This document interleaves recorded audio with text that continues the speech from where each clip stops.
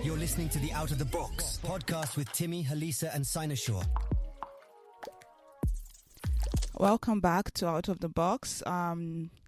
This is Out of the Box, right? I'm Halisa, we have Sinosure and Timmy. So if you listen to our last episode, you would know that we are on this conversation of government wastage. We talked about the SUVs that was being purchased by the legislature the last time, and now it seems like the executive, the government, the governors rather, have decided to strike again. So yes, there's been a lot of exposés that we have come to realize and recognize, and we thought it was wise for us to actually still stick to this topic because it's very, very important that we know what's going on in our country. So yes, we're still on government wastage, but this time around is now the executive. So it's like just continuous. So it's a big deal. It's just something that cannot stop, it seems like right now. So let's just get into the conversation. Hi, hello, Timmy. Hi. Hi, yeah. Yes, so the conversation about government wastage doesn't seem to stop, because every other day we're seeing one headline or the other, right? That would just make that would just blow your mind, just blow your mind with the current wastage that we're seeing, and it's really amazing. So we're here to basically talk about the impact of government wastage as we see it right now, and basically also talking about what must be done. I think that's very important. That's what's most important right now. What actions can Nigerians take, and what actions should we Nigerians, young Nigerians, patriotic Nigerians, what actions can we take? Considering all of this now. Sinosure, welcome.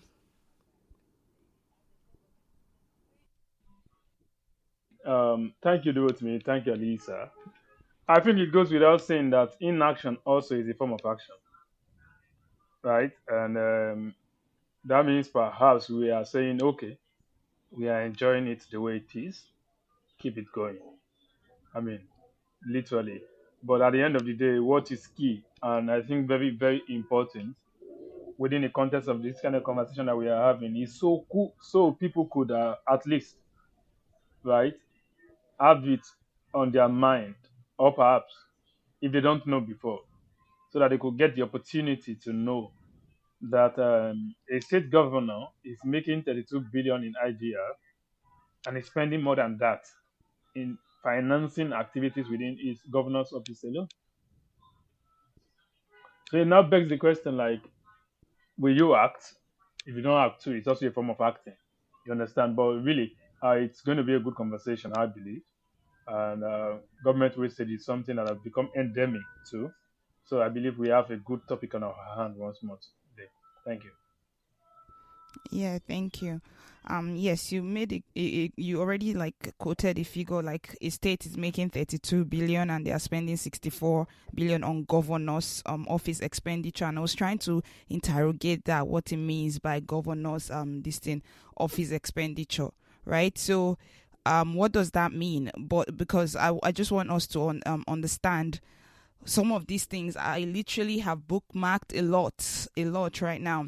The first expose that actually came out somewhat was like from Lagos, and then everybody was kind of riled up, right? And it was this guy Funsho Doherty. What party was he? So anyways, if we're not being very partisan, but it doesn't really matter anyways.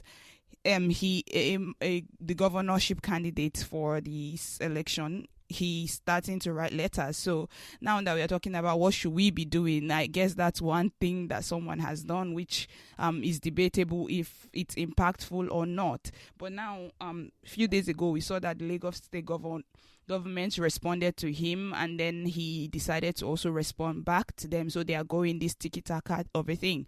So after that one came out, then we had another one from Abia, we have Ekiti, and then it just kept on flowing and flowing and flowing. But the one that was very shocking is the IGR for Rivers. For me, it was like 174 billion naira, which is very, very high, right? but then they said the governor's office expenditure is like 134. Yes, it's not over, but that is massive. That is massive. That's like 3 times of Lagos, and Lagos is making they say 600 and something billion, and they are spending. They spent 59 billion, and that's what people are now using to say, you see, these people are doing well. So it's like we've come to a place now where it's now becoming a very petty conversation where people are trying to tell you, yeah, my governor is not as bad.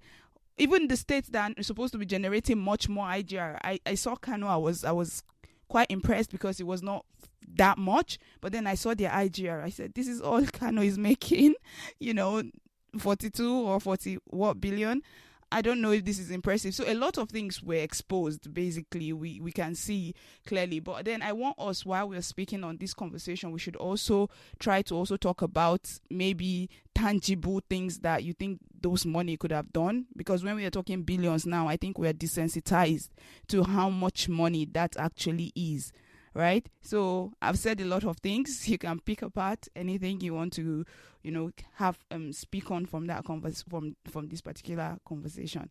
What should we do? Do you think it's actionable what Funsho Doherty did is great? If you want to speak on that. Do it to me, you can pick it up.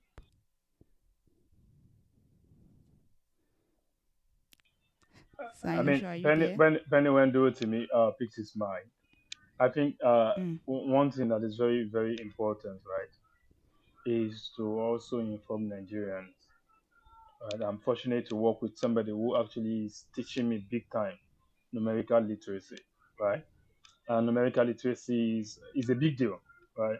Because when you hear things in the billions, you are often tempted, just think, is it not billions? But really, when you now look at what it costs really to build a block of building for kids who perhaps are not in school due to dilapidated buildings, who perhaps are not in school due to weak structures, who perhaps are about to attend classes under a tree, right? Maybe mango tree or what have you. You will see that those things are actually enough to cater to a lot of the needs that the people have in the society, right? And that's not the only perspective, really, that I would like to look at this from, really, Alisa. Because I am thinking of this, and I am thinking of the fact that these are taxpayers' money. These are proceeds from our joint patrimony, say maybe oil. So when these selected few people are the one balkanizing this much, this level, this huge money, then it now begs the question: is it not the case that we are a people who have so much, yet our people suffer so much? So it is a really, really big pot of soup here, and everything in this soup is sour. Because at the end of the day, one thing is somebody is paying 700 million as bank charges. Damn. Oh Lord. Seven Fragrances, food. Yeah, 700 million as bank charges, But, and I wonder. but one thing that you guys have not that we've not mentioned is not all of this the on the budget where when they were justifying some of these things, they've said some of these things are to them is in tandem with the economic realities of the country. And I don't know if you remember when we were having that conversation about Serap, the case, the court case that Serap had against the is it Ramfac or RMAFC, the body responsible for deciding what politicians should earn allowances and all of those things, yeah. And there was a judgment that was given. This is where everything gets dicey, and this is why the Nigerian people at some point, need to take back their country and take these decisions for themselves, because the court, said they gave the judgment in favor of Serap, and they said that the earnings of politicians should reflect the economic situation of the country. You understand? And now in this justification, a 400 million, is it 440 million or 400, above 400 million naira car, was bought by the chief of staff of Lagos State government, and they justified that is in tandem with the economic realities of the country. So the question is, are we actually living the same in the same, like, are we actually living in the same realm or the same reality with our politicians? And that's one question that we must really answer, because if we fail to answer that question, if we fail to elect or put in people that, it's because most times it doesn't even seem like these guys are even on our we're on the same plane. We want, we're asking for schools. We're asking for quality education, quality public education. The president is looking for a 5 billion naira yacht, and then he's also going to spend a similar, or also propose to spend a similar amount on the student loan program, which was going to make sure that a lot of students are not even able to even go to school, because they were going to raise the fees before, the program will now kick in. And they've raised the fees even before the loan program, fully took effect, and has not even taken effect up to now. So the issue of even saying that it almost seems like we're living on two different planes, where they don't even feel like, they are connected to their own economic realities is much different from ours, so it's amazing to me that they could give such a justification, that, oh, this expense is in tandem with the economic realities of the country. That is absolutely crazy. And that's why at one point or the other, Nigeria, we need to now decide, okay, what is the economic reality of the country? Because it almost seems like the politicians are living a different reality totally, and it shows from their expenses. It was over $400,000 was spent by the president, for a hotel stay just 1 week. I heard that almost 1 billion was to be spent again, on a trip coming up, I think in January or something like that, and so on and so forth. These things keep happening, every time. So it is really, really crazy, and there must be there must be a way that we have a general narrative. If you guys understand what I'm trying to say, if we say this is the economic reality of the country, if the country, you say Nigeria is a poor country, it's not reflecting from the way the politicians are spending, So if they claim that is in that sort of purchase is in tandem with the economic reality, then what is the actual economic reality of the country? And why is it that the economic reality of the country, when it's time to build public schools, when it's time to build public healthcare facilities, when it's time to build infrastructure, is different from when it's time to take care of the excesses of Nigerian politicians, when it's time to fulfill their pension payments, when it's time to get them cars, when it's time to pay for securities, when it's time to pay for healthcare for them, when it's time to sponsor their children to go abroad, when it's time to give them allowances and all of crazy allowances that they collect and everything. So it is absolutely mind wrecking that this is actually going on, and it's not even the justification. It's so weak. Several governments have responded across different states. Like several governments have, and all of their responses are just so watery. There's no real response. The Osun State one, where the governor said the response from the government staff was that the governor did not spend that amount on feeding, that they have different MDAs, and those MDAs, like, I asked the question that there's a question that keeps on blowing my mind. Why exactly are we paying for these guys feeding? Why are we paying for them to eat? I saw a video of Michelle Obama, speaking at that when they were in the White House, they pay for their food. Yeah, they get an upfront. If you say you want a whale, they will get it for you as the president of America. Whatever you want to eat that will make the economy, that will make your brain work for the economy to work, or to make the best decisions for the country. They will get that for you. But at the end of the month, you're getting you're getting the bills. You're going to sort it out from your own personal salary. From your own money, you're going to sort that out. And even when they have guests, and the guests even come to the White House to come eat whatever it is, and she even made a joke about people putting a couple of things in their bags and going away because they feel like they come to see the president or whatever. They are the ones that are taking all of those things. The funny thing is, these are the same countries across the world that control the IMF and the World Bank, that give all sort of financial advice to African leaders. Oh, remove subsidies from your country, do this to your people, do that to your people. All sort of economic policies that have never worked for Africa. Yet they are the same countries that are very stringent in their in their spending. In their country, they don't waste money. In the UK, they recently criticized, Rishi Sunak, for his wasteful spending. Like, all of these countries, they will never tolerate such wastage, So I can't seem to fathom, and maybe you guys can help me understand why exactly we need to pay for meals for politicians. I cannot understand it. It's absolutely crazy. So. Yeah, we also pay for their fragrances and things like that, and like you said, they said in tandem with our reality, right?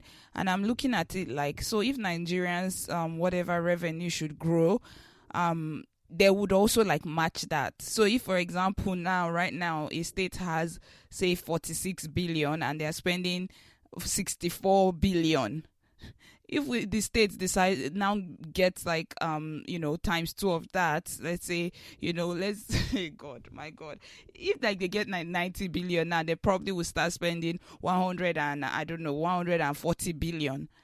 So it's just whatever the state is. I think they keep showing us the anatomy, the how real the internal structures are, but we are trying not to. We are like turning a blind eye or something. I don't get it, and I keep thinking, okay, if you're overspending like this, is it in line with like the central bank printing and overprinting? Because I listened to this guy, Sanusi Lamido Sanusi, one of his interviews, and he said that, I don't know if he's the one, I don't know anymore, but it's like the central bank is supposed to print like, is it 5% of the country's revenue? But now let's say Nigeria is doing 4 point something trillion, and the central bank had done printing of like 21 trillion. Like, everything is just like, this is not even, I don't understand. Anyways, Sinosho, maybe you shed more light. I'm just quoting figures now anyhow, because at the end of the day, it seems like figures don't matter. Everybody's just talking. Well, Sinosho, please shed more light on this. Before Sinosho even comes in, like, if you also saw the figures of like some states that have like internally displaced persons, like, look at what the governor is spending. In states where we have the highest out of school children, like, look at what the governor is spending. There was a conversation I was having like during the election, yeah, and I was talking with some people, and they were like, well, even if you even call all this, you guys always coming up to say cut government spending. Even if you even cut government spending, how much are we really going to save? It should be all about making more money. So I think that, I was surprised that people are that naive, because every last drop of money should be going to the people. One person's life. You see, the problem that I have with African leaders or Nigerian leaders is that they do not believe in the power of the people. Because if you believe in the power of the people, you understand that every life that you impact can actually be the one to change your economy. You understand? Every life. It is that facility that was provided to basic infrastructure that was provided to people like Mark Zuckerberg, that was provided to the Elon Musk, that was provided to many of these people that we see today. That basic infrastructure. Look at how Google started. It started from the basement of a house. They didn't have money for a fancy office at the particular time where they started. Now, what if there was no power supply in that particular period? And now, everybody's like, oh, we need to start a tech hub. Not everybody even has the finance to even transport themselves, to go to any of those tech hubs. But somebody can be with their laptop, and do what they need to do at home. So it's surprising that these people don't believe in the people. In places where you have IDP camps, in places where many children across Africa don't have potable water, clean water to drink, in places where the worst of the worst things are happening. And it's not even about the places where, because like I always tell people, even in Lagos State, yeah, where people will say, oh, it's one of the best states in Nigeria, even in Abuja, at least I've been privileged to live in those two communities, and there's massive poverty. People are still going through hell. So why would why would you decide that you want to be that wasteful on your own, frivolities? So it just baffles me that even states that are not even generating anything, like, are not even generating even up to the amount of money that they're spending, are actually wasting so much money on meals and all of these things. But I think Sinosha should take it up from here.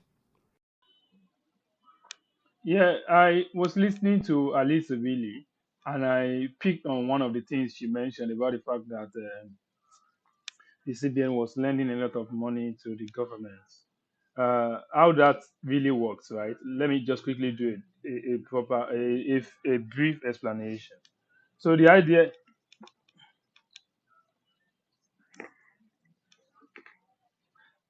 yeah, yeah. So the way it works is ordinarily, the CBN Act 2007 literally just states that CBN cannot borrow government money beyond 5% of their previous year's revenue. That is, if government makes 10 naira last year, right? They are saying they are not expected, right, to be able to get more than zero point 0.5, that is 50 kobo from CBN, right? They are not supposed to get more than that. So now in this case, however, they have done 200%, 300%, as big as possible. But what now gets concerning is the fact that the CBN is now saying, okay, it's a debt now. We are going to convert it to debt, which means it's become part of public debt, which future taxpayers' money will be used to settle. So this government, because they want to feed fat, they are eating from the resources of today. They are also eating in advance for the resources that are yet to be earned, literally. So this is a complete problem, and I am saying it's a complete problem because I understand the fact that we can say, okay, they borrowed this money, they wanted to do something. They are not spending this money for things that will generate additional income. They are not spending this money for the things that will get Nigerians employed. They are not spending this money for any productive purpose other than the fact that they just want to consume, consume, and consume. And um, I was talking to somebody and I said to them, I said, if you really want to understand the Nigerian government at times, you might need to just go and get some books and read about how narcotic businesses work around the world, right? Literally, it seems like we run a system whereby people get they stratify the society, like they break the society into pieces, and then they give people, oh yeah, this is where you'll be collecting your own tributary and eating. This is where you'll be collecting your own tributary and eating. That is why you will hear that in Lagos State, for instance, about 6 billion, was it 5 or 6 billion, is being earmarked or was spent for the purpose of getting somebody to consult for the government on how to obtain loan or similar transactions like that from a bank. When Doherty pointed it out, they responded by saying, oh, it's standard practice, it's something, something. Now, his question was not answered. The question is, if you already had a relationship with these banks, why do you need a consultant that will now take about 6 billion or 5 billion to do this job? It's literally more or less like, do it to me. You have taken me to a place, Alisa. You have taken me to a place where they sell good amala, right? Now I still come back to you to come and tell you like, oh yeah, I will pay you money so that you can further take me to that place again. You know the road there. There's no restriction there. See, baby David. I don't know. Like, So it is just this is crazy. Like, my it's a God. complete eyesore. And I can say because this is not supposed to be. And Lagos This State is already has crazy. more than 1 trillion in debt as we speak, right? Lagos State already has more than 1 trillion in debt. I understand the fact that okay, issues around depreciation of the naira also further compounds it when you look at how the foreign part of that loan has expanded. But the point, the bone of contention still remains the fact that the one that you have in your hand now, are you spending it? That 5 billion. person, What can 5 billion do in Lagos? Like you can literally what let's just let's be, that's what I'm saying. Let's like be touching on tangibles, and I appreciated when you said like a block of whatever classroom or like a like what would a 5 billion do? Let's say put it in Makoko now or something like that. Lagos State What would government, five Lagos State government owns the land. You exactly know, right? Lagos State government owns right? the land. How many blocks does it take to build what we call in Lagos a mini flat? When we say mini flat in Lagos, we are referring to one bedroom and parlor with what do you call it? What's the name? Kitchen. With kitchen, with two restrooms most likely, or even one at a time, right? Hmm. How many blocks do you have to assemble to do that? How many bags of cement do you have to assemble? If you put an estimate to that, you see that they might be able to turn out because mini flats on a land that you own, right, should not be costing you more than 10 million. Oh, okay, let's say 20 million, right? Because of inflation, yeah. Or prices of things have gone up. Okay, 20 million. How many 20 million can you see in a billion? Is what I'm saying clear? That's about 50. You would even spend less, I know sure. You would spend Because you're less doing because it it's in No, bulk, right? I, So government. it's I, like You're doing it large in scale. bulk. I am putting it out He's marking there. up, Seth. I am marking it up like let's just say it was parcel 20 million. You are going to build 50 houses, and then the people you chase out of Shoki, for instance, right? You are able to reasonably relocate them to a place where they can stay, and they can even be paying government back the money, like a mortgage system wherein okay, you've given them the houses now, so they keep paying on continually. You understand? So that they can do what they have to do to repay you back, and then you are getting that money back, and then you can divert it towards other things. But that money is the exact money that you are paying a certain consultant whose office now is even unknown. It's just more or less like we are pandering towards our cronies. That's what they do. That's what it seems like they are doing. So much that whenever any money just comes into the state coffers, it's balkanized and shared along the respective people. And then also, aside the tax that the Lagos state government is collecting from people, there are people everywhere around Lagos collecting indirect taxes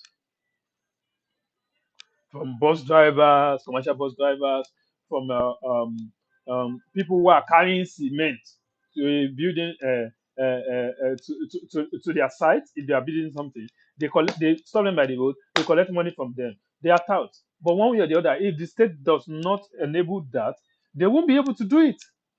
You get so we are in a place now, right, where the victims, right, and I will quote Dele Faro to me in this place. The only thing is that when you quote him most of the time, right, he ends up doing 360 on what he himself has said. Now he said the victim have to align, and that's the truth. The victims have to align, and the reason why the victim have to align is not because they don't have a job they are doing. It's because there is a bigger cause that they need to fight, which is the cause of saying we cannot allow you to turn us to serfs in our own country, in our own state, in a state wherein we pay taxes. And interestingly, the whole issue, the menace, is everywhere across the country. Osun State, I mean, 2 billion to look at feed. River State now. River State, Look at make River State, 160 134 and pen billion. 130. Like that's No, no, see, and you ask them, which one una they do? And they will tell you, eh, we are building crossovers. We are Kai. building This is what do they mental. call these kind of roads again? That they take to flyovers. We are building this. We are building that. But the point is, because I was talking to some people from SSAs of the Osun State government yesterday, and I said to them, I said, You said you are doing this, you are doing that. In the last 1 year, we have not seen anything. And I'm now saying for the purpose of being able to gauge what you are doing and the impact on the people, what OKRs are you looking at? You understand? They couldn't By answer. OKR, you mean what? You have an objective, What? right? And you have the key results that you are intending to get, right? Okay. In the sense of, okay, I have a policy action, right? The policy action is aimed at making the life of the Oshu State people better. That's too vague. I want you to tell me that I have this policy, right? The objective is to put more kids in school, kids that are employable. So maybe in 6 years, the timeline that you have set, after those lads are done in high school, right? If any one of them goes into skills, right? You are getting what I'm saying? Or maybe even if they go to the university, then you can literally say, okay, the objective has been achieved. We have been able to take them beyond this level to the next level. So the next level now, maybe it's not left for them to consolidate on what they have gained, to become a better citizen, or perhaps you still have to support. It's just more or less like setting objective on one end and looking at the key results that you intend to achieve by through that objective on the other end. I was asking the question. He was practically just trying to make it look like I'm fighting him. I'm not fighting him. You guys are the ones spending more than 2 billion to manage governors out of it. I am not. I know Ogade dances a lot. Maybe he needs food, right, to recompense for the energy he uses whenever he dances. But the point is, I just want you to do what is right by the people of Osun State, which is the most important thing. I also asked them. I said, for instance, in Ikpemido, right, which is Atakumosa East now, if I'm not mistaken, Atakumosa East, they are mining gold there. And that gold mining is actually polluting the water there. And the people take water from streams. That thing is still prevalent in Osun State. So I now said, what are you doing with respect to that? Oh, they said the governor has set a lot of committees. And then, like after a year, the committee just got back recently. I said, what is the next course of action? Because what is necessary is for you to know why that is the case, why their waters are polluted, right? It's polluted, why their water is polluted. And when I pointed that out, I would say, oh, I would expect someone that would say, oh, we know why their water is polluted, right? No, I'm not sure they know anything because there are some processes. Yeah, there are some processes there that is polluting the water. So at the end of the day, though, so that we won't digress so much, the conversation is such that they are feeding fat on the treasury of the country, and then they are creating debt in the future for kids yet unborn. So the taxes that our kids are most likely to be paying in 30 or 40 years will be used to settle some of the debts that are currently being taken out. So developmental objective in that 20 to 30 years or in 10 years, right? You might not necessarily be able to finance it at the level that is required, and then we will continue the cycle of poverty in Africa. So it is really an eyesore. It is bordering on every level, but it seems like nobody is awake to tell them enough is enough. Hence why some of us are even putting our voices on this kind of media with the hope that the message will get to some people who needs to hear them so that they can take them to the appropriate quota, wherein the people will now rise and say, no, enough is enough. We cannot continue like this. And that's literally where I expect this to go, especially seeing the revelation after Mr. Doherty's query to the Lagos state government. Yeah. Well, I mean, that, God. I mean, these kind of things might just make you really sad, but I feel like, yes, it just has to go further than that. Like, we can't afford to just be vexed and say, okay, oh, okay, oh, I'm sorry, we just need to have a different level of organizing. Anyways, Drew, to me, are you, ah, are you there? Yeah, yeah, I'm here. I'm here. So for me, um, I was listening to Sinoshaw speak about the debts that will be incurred by our future generations. I mean, like it's not. You see, you know, when we start even doing all that talk of our future generations, I just laugh because if we still have a long time. We still have a long time of wailing to wail before we even think about our future generations. Yeah. We have a very long time to wail because if you look at the infrastructure, look at the things that are being done right now. If the people are too poor, they won't even be able to afford, afford using some of these things. Look at the Lagos to Ibadan rail, like a lot of people are avoiding it, they rather enter a bus or something like that. So for me, like this money, this thing should be used to empower the people, really. And like I said at the beginning of the at the beginning of this conversation, like just even think of like okay, we've said a lot about the impact. Yes, we all know the impact. We all know how crippling this thing is. Yeah, but we look at what needs to be done right now for me, and that's where I want to move the conversation to, that what needs to be done.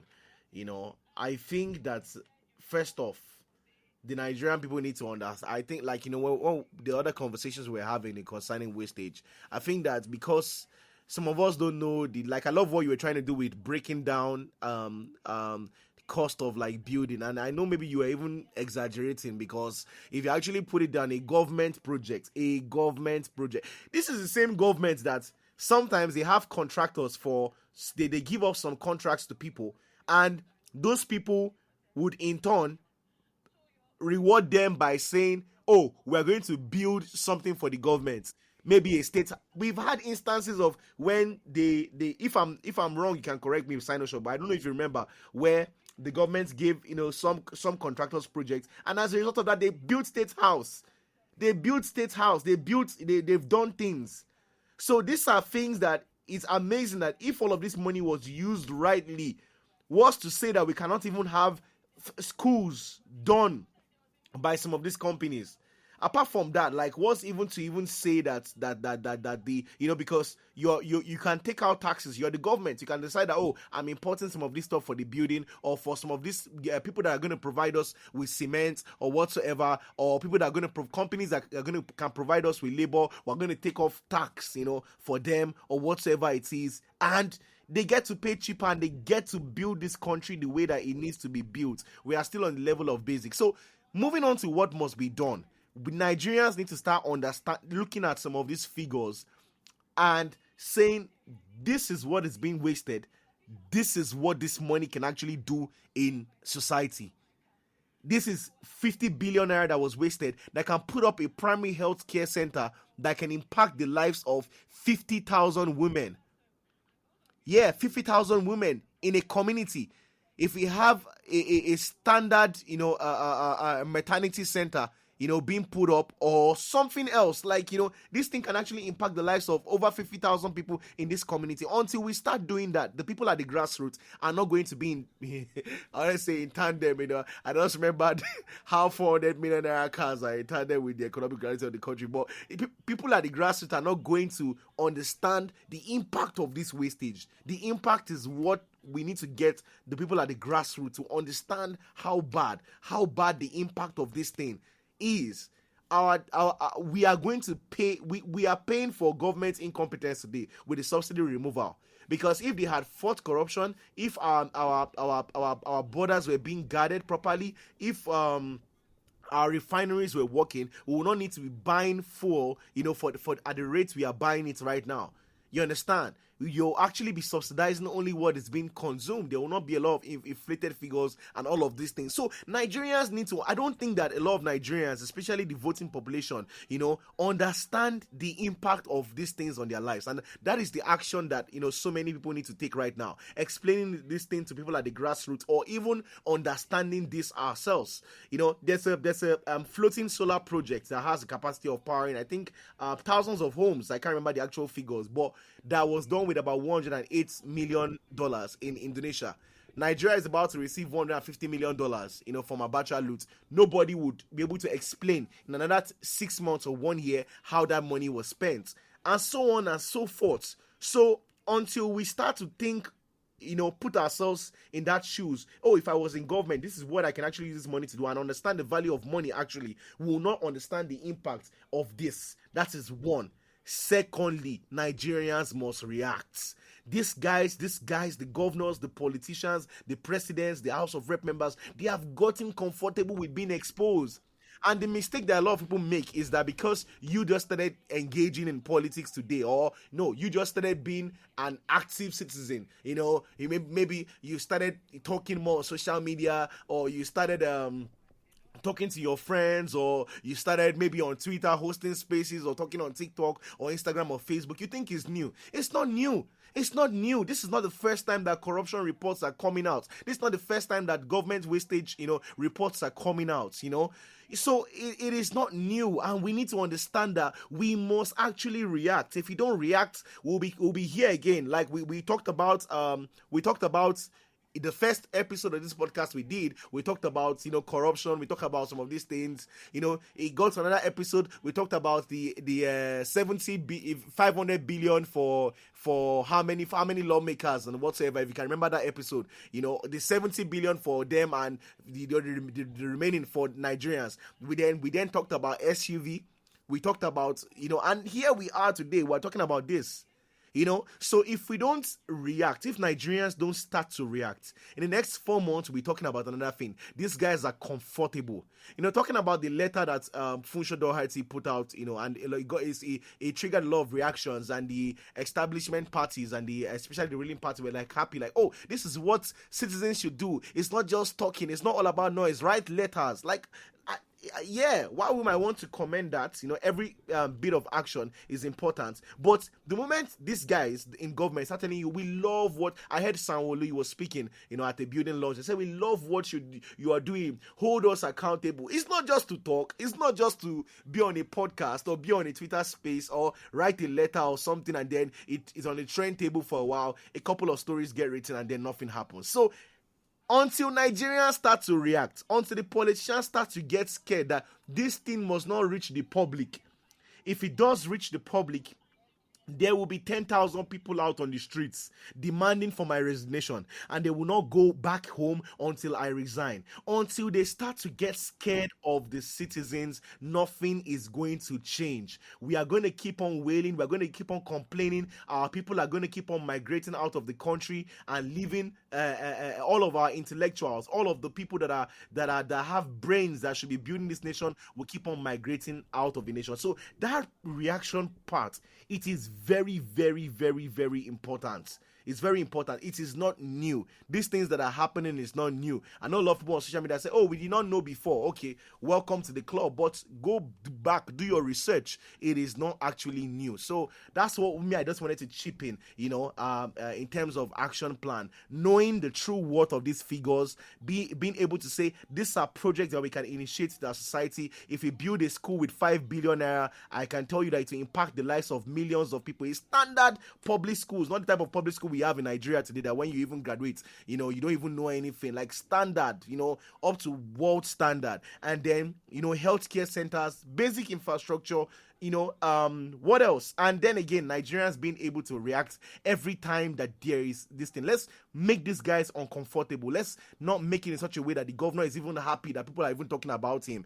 Someone said something that was funny to me, that sometimes even when there's nothing in the news about them, they might even leak something. I let them just talk about me because it's just talk. They even expose themselves from time to time, to the media and everything, and they know that nothing will actually happen. So we need to make it, we need to make Nigeria a toxic nation for those who choose to ruin our lives, those who have ruined our parents' lives, ruined our grandparents' lives, those who are currently ruining our lives by their actions or inactions, and those who are choosing to make lives of millions of generations unborn, Nigerian kids, unborn generations, miserable by their actions and inactions. The country needs to be toxic for those kind of people.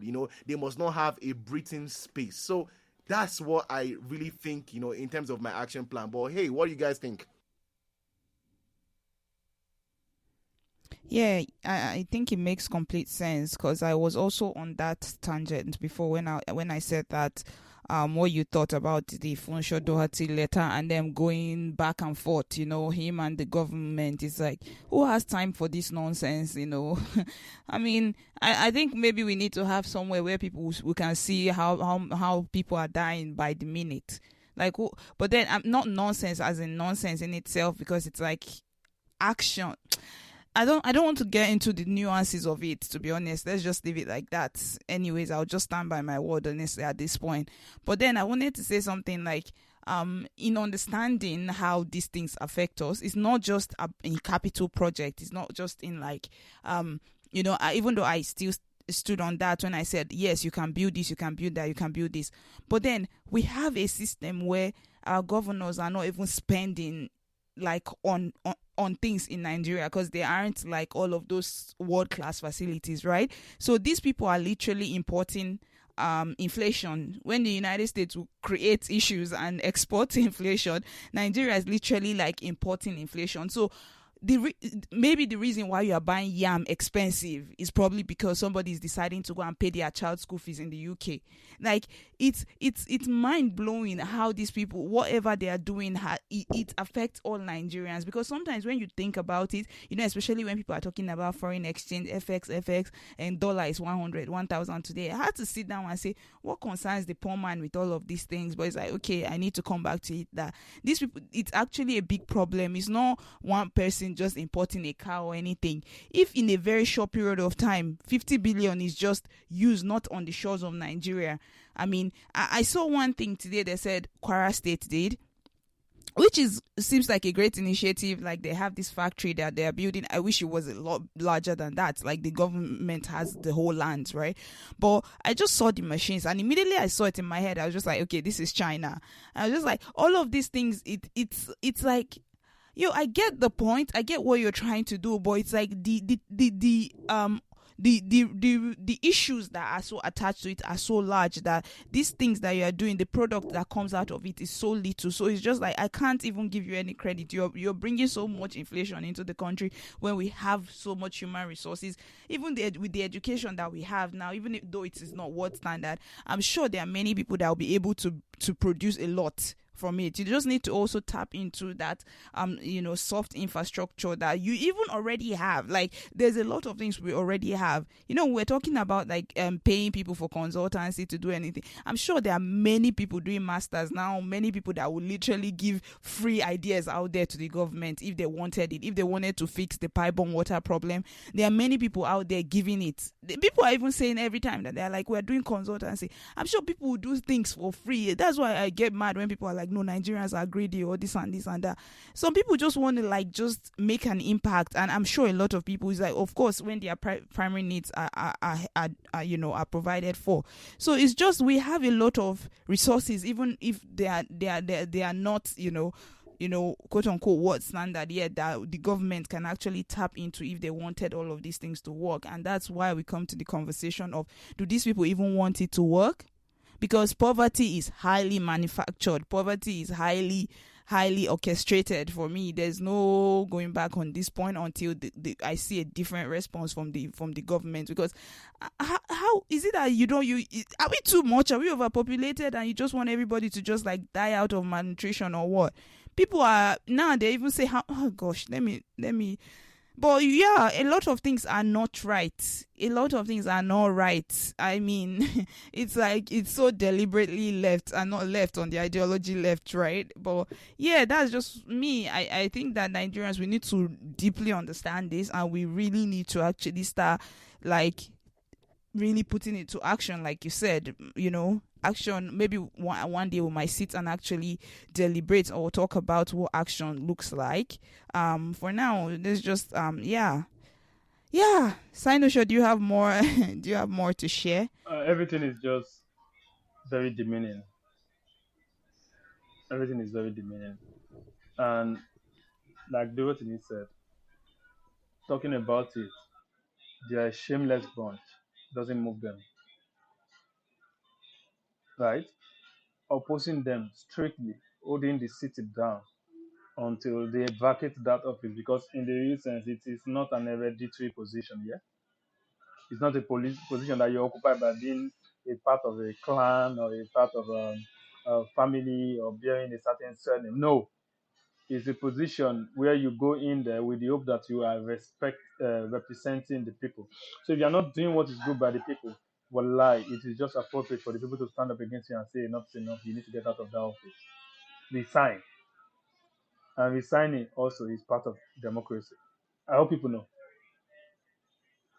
So when the people now say, yeah, when the people now say, oh, yeah, resign, and you are reluctant, the majority of the people are saying they don't want you, and you are reluctant, right?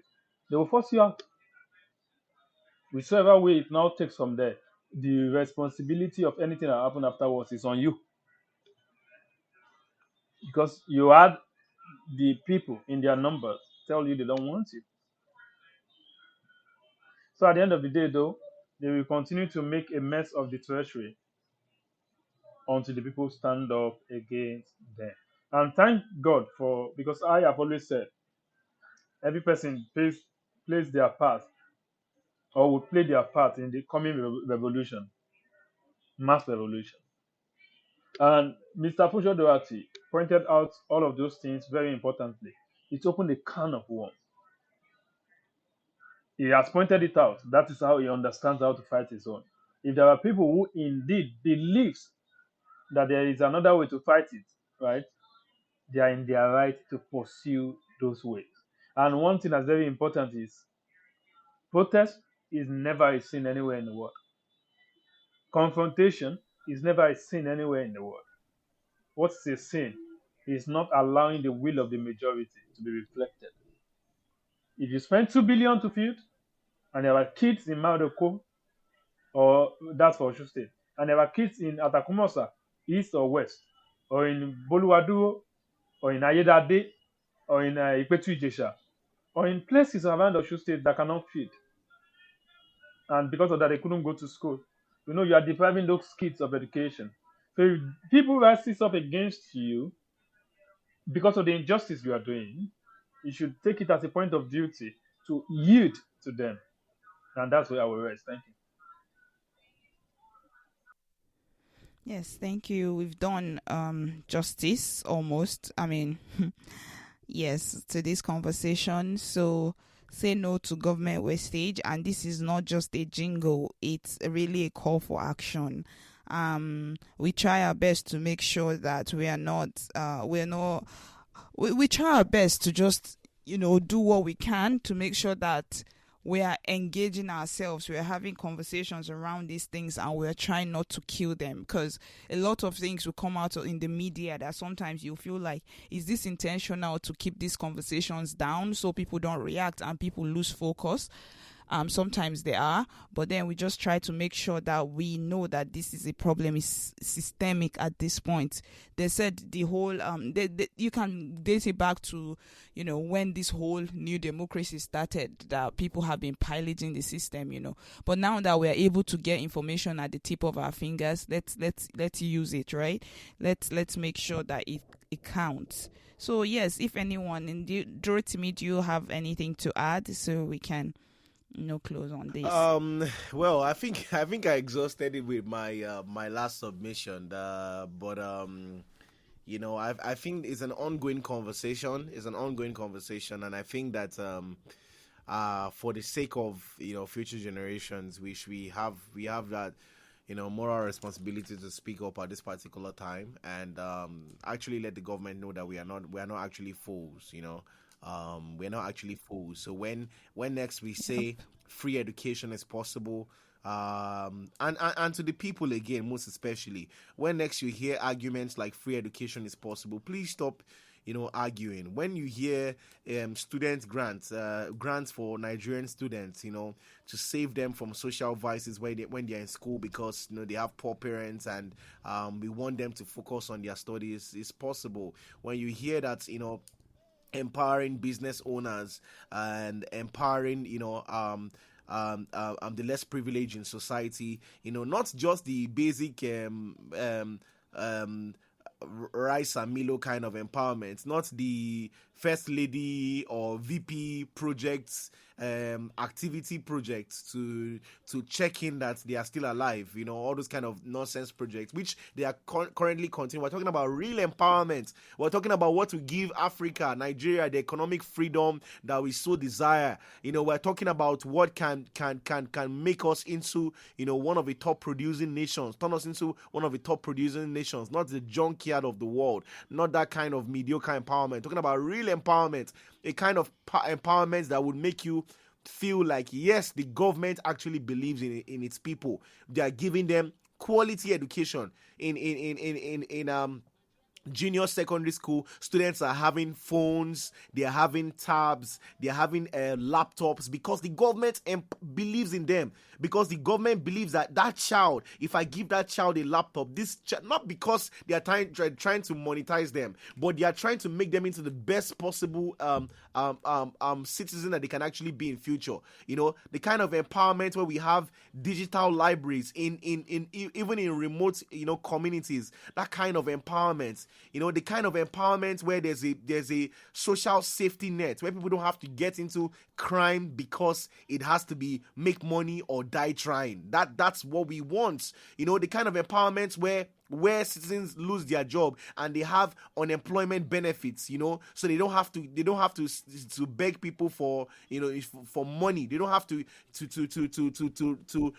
kill their dignity just to survive, just to feed their children. That's the kind of empowerment that we want. And with these figures that we are seeing, it is very possible. Even if it can't take care of all of the industries that we want it to take care of, all of the sectors, it can take care of one to the extent where that one is so good and people from all across the world are coming to benefit from it. Just imagine, okay, look at the cost of healthcare in the US. Do you think that if the Nigerian healthcare system was so great that we would not even have American citizens coming to Nigeria to come and get health? It's not the same healthcare, but they will spend way less, and the profit from that they get from that, it can be affordable to your citizens, but you don't have a responsibility to take care of more people than your citizens. Yeah, the profit from all of that could be used to invest into other sectors. So I just want Nigerians to understand that when we're talking, it's not wishful thinking, it's not grammar, it's not, oh, these ones are too educated, or these ones have not been in governments before, that's why they're just speaking. It's easy to criticize from the sidelines. These things are possible. These things are very possible if we can be prudent with our spending, if we can block the leakages. And this is what the government is publishing. We should also take note of that. There are several funds that are not seen. There's corruption, there's still massive corruption in the system. So imagine if we can plug in all that. We'll be off this basic level in the next 1, 2, 3, 4, 5 years with a true visionary leader. So I just want Nigerians to accept, let's stop the arguments. These things are very possible, if we can actually, tackle this wastage and corruption in our government. So yeah, that's it. I'm signing out. That is all I have to say, guys. Yeah. So yes, I think Sinoshow 2 has also closed, and for me, I'll just say yes, continue the conversation, but in a very forward-thinking manner or ideology-based manner, right? When you're having a conversation, or you see, because you literally don't know what someone next to you is doing. So you don't know if they are doing something action-based. If they are, then you just support anything that looks like a beacon of hope, a light in somewhere. So yeah, talk about this, but in a way that when you see an opportunity to contribute to anything, then you take it up, and you never can tell. So yeah, whatever, however small it is, it's not that small. Nigerians, honestly, pat yourself on the head, on your back. You guys are already doing a lot. We're already doing a whole lot. So yes, but it's just a responsibility, a cross that we kind of have to carry at this point. But yeah, anyways, that's all we have got for you today. Follow us, leave your comments, and you'll hear from us very soon. Thanks for listening. Share the podcast to your neighbors. Share it to everybody. Yep. Don't be stingy. Listen to full episodes of Out of the Box on Spotify, Audio Mac, Apple Podcast, or YouTube.